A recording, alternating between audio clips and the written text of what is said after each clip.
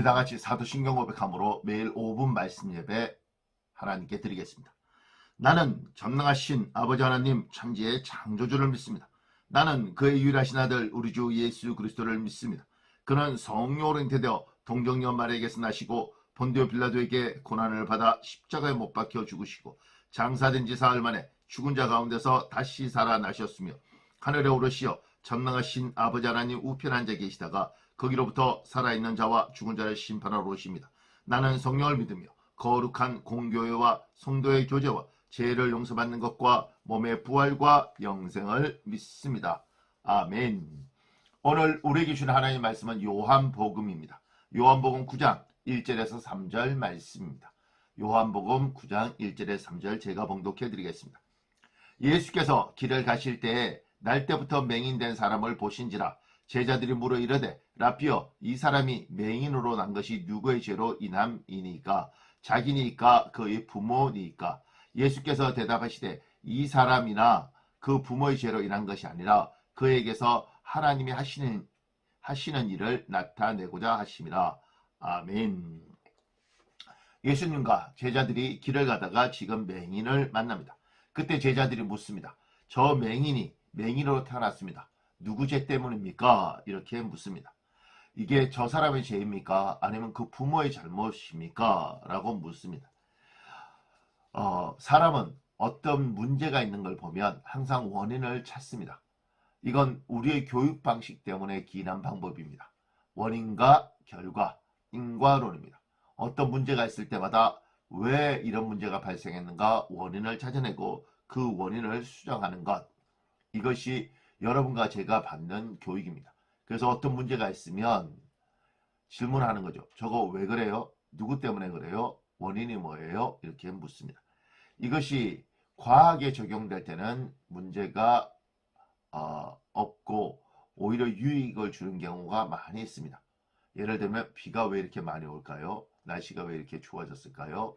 지금 이건 왜 해결이 되지 않을까요? 근데 이 인과론이 사회, 사람에게 적용되는 순간 굉장히 가슴 아픈 일을 발생시킬 수도 있습니다. 적용시키는 것이 무조건 잘못했다고 이야기하는 것이 아니라 적용시켰을 때 우려되는 일이 있다는 겁니다. 예를 들면 지금 이태원 참사 같은 경우에 질문을 하게 되는 거죠. 원인이 뭡니까? 누구 잘못입니까? 어디에서 실수한 겁니까? 그 책임자가 누구입니까?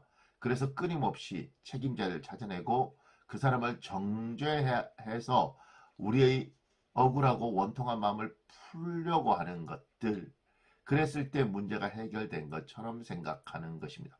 실제로 문제가 해결된 게 아니죠. 이미 아이들은 죽었고, 그리고 그것은 누구를 찾아내서 그 사람을 감옥에 넣는다고 해결되는 것이 아니라 그건 우리의 원풀일 뿐이지 실제는 다시 그런 일이 생기지 않도록 이 문제를 통하여 더 나은 사회를 만들어 가야 되는 것인데, 우리는, 그리고 우리 사회의 대부분은 책임자를 찾아내서 그 사람을 단죄하는 쪽으로 방향을 잡습니다. 이게 인과론의 문제이고 그것이 사회에 적용했을 때 생기는 문제입니다. 근데 오늘 이렇게 제자들이 누구의 잘못입니까? 이야기할 때 예수님의 반응은 이 사람이나 그 부모의 죄가 아니라 그에게서 하시는 하나님의 일을 나타내고자 하심이라. 이미 문제는 발생했고 이 문제의 원인을 따지는 것이 아니라 이걸 통해서 하나님이 무슨 일을 하실까? 이것을 통해서 하나님이 어떤 일을 하실까를 찾아내는 것, 이것이 하나님이 우리에게 원하는 사고방식이고 어떤 문제를 만났을 때 우리에게 걸어가기 원하는 하나님의 길입니다. 그래서 예수님은 지금 이것을 통해서 하나님의 무엇을 원하실까? 그래서 하나님의 영광을 드러내죠. 이 고통스러운 사람의 문제를 해결해 줍니다. 여러분과 제가 어떤 문제를 만날 때마다 저도 문제를 만날 때 왜 이랬을까? 무엇이 잘못이었을까? 누구 때문일까? 저 사람 때문일까? 이 사람 때문일까? 고민을 합니다. 그런데 그 순간 사람을 미워하고 내 마음에 미움이 싹 듭니다. 문제는 이미 벌어졌고 그 문제를 어떻게 수습할까? 이걸 통해서 어떻게 하나님은 어떤 영광을 드러내실까? 이렇게 집중할 때 여러분과 저에게 하나님이 원하시는 복된 길이 열릴 줄 믿습니다. 하나님이 여러분과 저희가 문제를 만났을 때 문제를 통하여 일하시는 하나님을 볼 수 있는 능력을 주시길 예수님 이름으로 축복합니다. 아멘. 기도하겠습니다. 전능하신 하나님, 오늘 예배드리는 모든 이들 위해 주님 함께하여 주시고 이들이 문제를 만날 때 하나님 그것을 통하여 일하실 하나님을 바라보게 하여 주시옵소서. 예수님 이름으로 기도합니다. 아멘.